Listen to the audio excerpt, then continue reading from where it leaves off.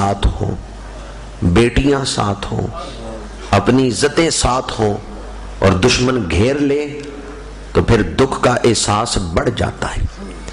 امام کا قافلہ صرف مردوں کا قافلہ نہیں تھا، بلکہ پردے دار بیویاں بھی ساتھ تھیں، مخدرات عصمت ساتھ تھی۔ امام عالی مقام کو ان کا بھی احساس ہے اور شیر خار بچے بھی ساتھ۔ امام عالی مقام کے دکھ کا ایک پہلو جسے بیان کرتے ہوئے کلیجہ منہ کو آتا ہے، جن لوگوں نے خط لکھ کے بلایا وہی امام کے سامنے تلوار لے کے کھڑے ہیں۔ امام نے خط نکال کے دکھائے، فرمایا قیس بن اشس یہ خط تو نے لکھے، محکم بن طفیل یہ خط تو نے لکھے۔ امام نے خط نکال کے دکھائے کہ یہ تمہارے خط ہیں، تم نے تو وعدہ کیا تھا کہ دین کا نظام قائم کریں گے، اپنے مال لٹائیں گے، اپنی جانیں قربان کریں گے، پر آپ سے وفا کریں گے۔ تم نے تو عہد وفا باندھا تھا، تم نے تو راستے میں آنکھیں بچھانے کا وعدہ کیا، اب تم تلواریں لے کے کھڑے ہو۔ اس وقت کیا کیفیت ہوگی جب امام خط دکھا رہے ہیں اور وہ یزیدی کہتے ہیں حسین ہم نے خط نہیں لکھے، تم جھوٹ بول رہے ہو۔ امام عالی مقام کی دل شکستگی کا عالم کیا ہوگا؟ بھلا کوئی مہمانوں کے ساتھ بھی ایسا سلوک کرتا ہے جیسا سلوک کوفے والوں نے کیا ہے؟ میزبان ہی مہمان کے لیے تلواریں لے کے کھڑے ہو گئے۔ بھلا کوئی مہمانوں کے ساتھ بھی ایسا سلوک کرتا ہے جیسا مہمان کربلا کے ساتھ کیا جا رہا ہے؟ امام عالی مقام نے جب دیکھا کہ جو خط لکھ کے بلانے والے ہیں وہی دشمنوں کے ساتھ مل گئے ہیں اور تلواریں لے کے کھڑے ہیں، تو فرمایا یا دہر اف لک کم لک بالاشراک والاسیل انما الامر الی الجلیل کل حی سالک السبیل۔ اے زمانے تو بھی کیا کروٹیں بدلتا ہے، کل تک جو دوستوں میں تھے آج دشمنوں میں کھڑے ہو گئے۔ انما الامر الی الجلیل کل حی سالک السبیل، یہ جو مجھ سے بے وفائی کر رہے ہیں یہ کتنا عرصہ جی لیں گے، یہ بھی ایک دن موت کے دروازے سے گزریں گے اور پھر اللہ کے دربار میں میرا اور ان کا فیصلہ ہوگا۔ میں اپنا معاملہ اپنے رب کے دربار میں پیش کرتا ہوں۔ انما الامر الی الجلیل، میں اپنا معاملہ اپنے رب کے دربار میں پیش کرتا ہوں۔ امام عالی مقام کا صبر دیکھیں، پھر بھی امام نے یہ معاملات دیکھ کے بھی کہ سفر میں دشمن نے گھیر لیا ہے، پردے دار بیویاں ساتھ ہیں، دوست دشمن بن گئے ہیں، پھر بھی امام ہمت نہیں ہارے، پھر بھی امام عالی مقام حوصلہ نہیں ہارے۔ امام عالی مقام کا صبر کہ امام اپنے اس موقف پہ قائم رہے۔ 10 محرم الحرام کی صبح فجر کی نماز امام عالی مقام نے خود پڑھائی ہے اور یہ آخری با جماعت نماز ہے۔ امام نے اس میں جب تلاوت شروع کی ہے تو پیچھے کھڑے مقتدیوں میں ہر کوئی اشک بار ہے۔ حضرت زین العابدین روایت کرتے ہیں کہ وہ نماز ایسی تھی کہ قدم تو ہمارے کربلا کی زمین پہ تھے پر یوں لگتا تھا جیسے سجدے عرش پہ ہو رہے ہیں۔ انتعبد اللہ کا انا کا ترا ہو، اس کیفیت کے ساتھ نماز ادا کی گئی۔ اللہ کی نعمتیں استعمال کر کے خوشی کی حالت میں تو ہر کوئی کہہ لیتا ہے الحمدللہ، پر کربلا والے تو وہ ہیں کہ جن پر دکھوں کے پہاڑ ٹوٹ رہے ہیں وہ پھر بھی کہہ رہے ہیں الحمدللہ رب العالمین۔ نماز میں چونکہ قرات بلند آواز سے کی جاتی ہے فجر کی نماز میں، تو امام نے جب پڑھا نا الحمدللہ رب العالمین تو نمازیوں پہ کیفیت طاری ہو گئی۔ یہ کیسا صابر ہے جس کو دشمنوں نے گھیر رکھا ہے، جس کو دوستوں نے چھوڑ دیا ہے، جس کے ساتھ میزبانوں نے بے وفائی کی ہے، پر وہ کہہ رہے ہیں الحمدللہ رب العالمین۔ نماز سے فارغ ہو کے امام عالی مقام نے اسلامی جہاد کے اصول بیان فرمائے اور پھر لشکر ترتیب دیا. پورا لشکر پورے لشکر سے ٹکرایا ہے. یہ جو ایک ایک کر کے شہادتیں ہوئی ہیں یہ تو آخر میں ہوئی ہیں جب چند ایک گھر والے ہی صرف رہ گئے تھے، ورنہ شروع میں پورا لشکر پورے لشکر سے ٹکرایا ہے. امام عالی مقام نے لشکر ترتیب دیا ہے، سوار اور پیدل کو ایک ترتیب کے ساتھ کھڑا کیا ہے، اور خود سب سے آگے کھڑے ہو کے امام نے خطبہ دیا. اس خطبے میں امام نے یزیدیوں کو روکا لڑائی سے، اور کئی دلائل اس میں امام نے دیے. امام نے پوچھا مجھ پر کیوں تلوار اٹھا رہے ہو؟ کیا میں نے کوئی قتل کیا ہے کہ جس کے قصاص میں میرے اوپر تلوار اٹھا رہے ہو؟ تمہارے پاس تلوار اٹھانے کا شرعی جواز کیا ہے؟ پر ایک جملہ امام نے ایسا بولا، اگر اس پہ غور کر لیا جاتا تو کبھی یزیدی تلوار نہ اٹھاتے، پر انہوں نے غور نہیں کیا، اور غور نہ کرنا آدمی کو دوزخ میں لے جاتا ہے. لو کننا نسمع او ناقلو ما کننا فی اصحاب السعیر. کتنے دوزخی ایسے ہیں جو یہ کہیں گے اگر ہم رسولوں کی دعوت پہ غور کرتے تو ہم دوزخی نہ بنتے. امام عالی مقام کا وہ جملہ کیا تھا؟ امام نے فرمایا یزیدیوں سنو، میرے قتل کے بعد قیامت تک کوئی ایسا قتل نہیں ہوگا جس پہ اللہ میرے قتل سے زیادہ ناراض ہو. میرے قتل کو معمولی نہ سمجھو، میرے قتل کو ہلکا نہ جانو، میرے قتل کو عام قتل نہ سمجھو. میرے قتل کے بعد قیامت کا کوئی ایسا قتل نہیں ہوگا جس پر اللہ میرے قتل سے زیادہ ناراض ہو.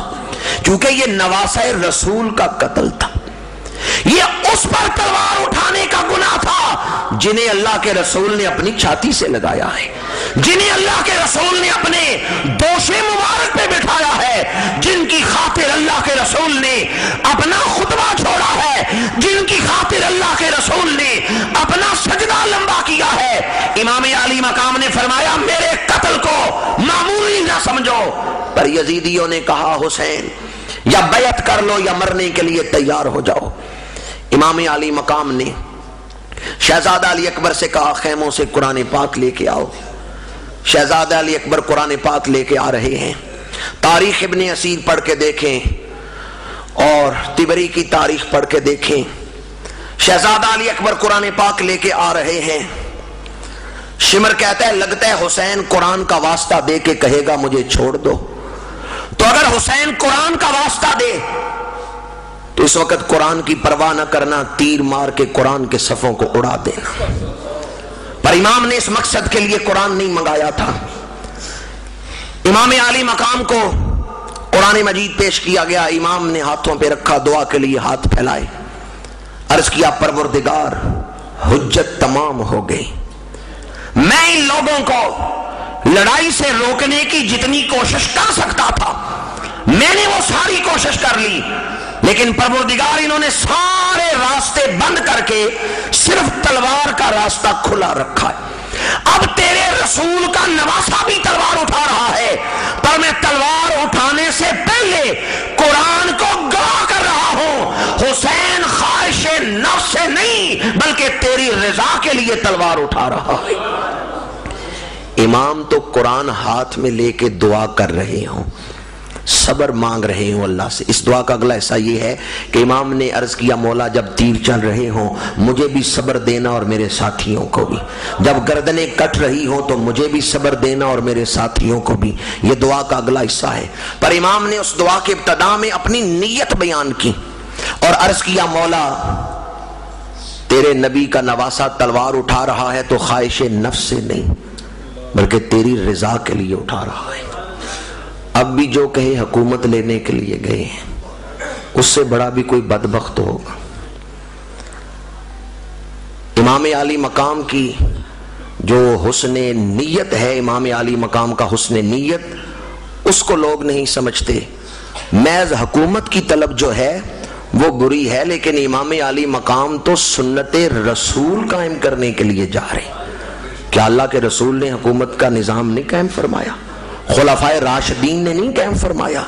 امام تو اس سنت کا احیاء کرنے کے لیے جا رہے ہیں. ڈاکو کے خنجر میں اور ڈاکٹر کے نشتر میں فرق رکھنا چاہیے۔ ڈاکو خنجر مار کے ظلم کر رہا ہے اور ڈاکٹر اپنے نشتر سے کسی کا پیٹ چاک کر کے اس کی جان بچا رہا ہے۔ امام عالی مقام جا رہے ہیں تو اعلیٰ مقصد کے لیے جا رہے ہیں، اور اب بھی اگر کوئی امام کی نیت پہ معاذ اللہ شک کرے، شریعت نے ہمیں جو درس دیا ہے امام عالی مقام کے حوالے سے میں پہلے عرض کر چکا ہوں، اور اسی پر ایک دوسری دلیل عرض کر رہا ہوں۔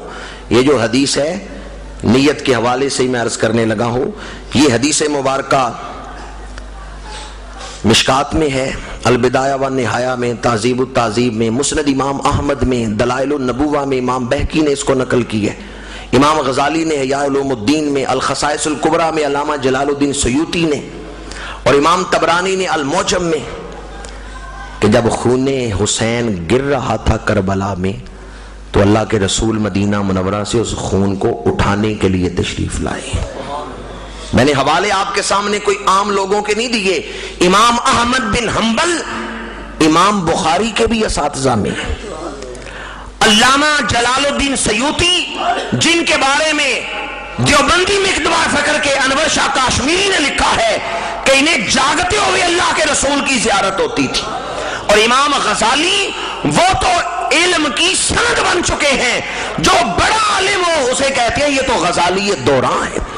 اتنے بڑے بڑے علماء نے اس حدیث کو نقل کیا ہے، ان عبداللہ ابن عباس رأیت النبی صلی اللہ علیہ وآلہ وسلم فیما یرى النائم ذات یوم بنصف النہار اشعث اغبر وبیدہ قارورۃ فیہا دم سألت فقلت ما ھذا بأبی انت وأمی ما ھذا قال ھذا دم الحسین واصحابہ ولم ازل التقطہ منذ اليوم۔ حضرت عبداللہ بن عباس فرماتے ہیں 10 محرم دوپہر کے وقت میں نے دیکھا اللہ کے رسول تشریف لائے ہیں، آپ کے ہاتھ میں ایک شیشی ہے وہ خون سے بھری ہوئی ہے۔ میں نے عرض کیا یا رسول اللہ یہ خون کیسا ہے؟ فرمایا ھذا دم الحسین واصحابہ، یہ حسین کا خون ہے اور حسینیوں کا خون ہے۔ ولم ازل التقطہ منذ اليوم، آج صبح سے میں شہیدوں کا خون ہی اٹھا رہا ہوں۔ خون کتنا عظمت والا ہے، خون کربلا میں گر رہا ہے، اٹھانے والے مدینے سے آ رہے ہیں۔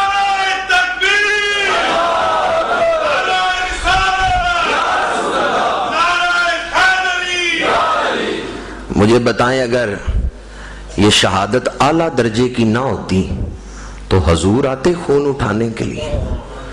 یا بتائیں کسی اور شہید کا بھی خون حضور نے اس انداز میں اٹھایا ہو؟ اور بھی تو بڑی بھی اعلیٰ شہادتیں ہوئی ہیں، بڑی بڑی شان والی شہادتیں ہوئی ہیں جن کی عظمت اور شان میں کوئی شک نہیں، پر امام عالی مقام کربلا میں شہید ہو رہے ہیں تو اللہ کے رسول تشریف لاتے ہیں خون کو اٹھانے کے لیے۔ اور راوی کتنے بڑے ہیں، عبداللہ بن عباس حضور کے چچا زاد بھائی بھی ہیں، اور حضور نے ان کے علم کی بھی تصدیق فرمائی۔ ابھی یہ پیدا نہیں ہوئے تھے، اپنی والدہ کے پیٹ میں تھے، حضور نے فرمایا چچی تیرے پیٹ میں جو بچہ ہے دنیا میں آئے گا تو بڑا عالم ہوگا۔ وہ سید المفسرین راس المفسرین حضرت عبداللہ بن عباس اس خواب کو بیان کر رہے ہیں کہ امام حسین کا خون جب کربلا میں گر رہا تھا اسے اٹھانے کے لیے اللہ کے رسول مدینہ منورہ سے تشریف لے گئے، اور حضور فرماتے ہیں وَلَمْ أَزَلْ أَلْتَقِطُهُ مُنذَ الْيَوْمِ، صبح سے میں اس خون کو اٹھا رہا ہوں، شہیدوں کے خون کو اٹھا رہا ہوں۔ اب آپ مجھے بتائیں اگر ان کی نیت اعلیٰ نہ ہوتی، جو شہید ہو رہے ہیں جن کا خون گر رہا ہے، اگر ان کی شہادت اعلیٰ نہ ہوتی تو اللہ کا رسول خون اٹھانے کے لیے آتا؟ اور کس انداز میں؟ اشعث اغبرہ، حضور کی زلفیں بکھری ہوئی ہیں، اشعث اغبرہ، حضور کی زلفیں بکھری ہوئی ہیں، اشعث اغبرہ۔ امام الانبیاء کی یہ کیفیت جو حدیث میں بیان کی گئی ہے، اس سے پتا چلتا ہے واقعہ کربلا معمولی واقعہ نہیں۔ امام الانبیاء صلی اللہ علیہ وآلہ وسلم تشریف لائے، اور امام الانبیاء صلی اللہ علیہ وآلہ وسلم کی کیفیت و اشعث اغبرہ، میں مزید اس کی تشریح نہیں کر سکتا کہ اشعث اغبرہ کے لفظی معنی کیا ہیں. شان نبوت کے حوالے سے اتنا ہی کہہ سکتا ہوں کہ زلفیں بکھری ہوئی ہیں. امام الانبیاء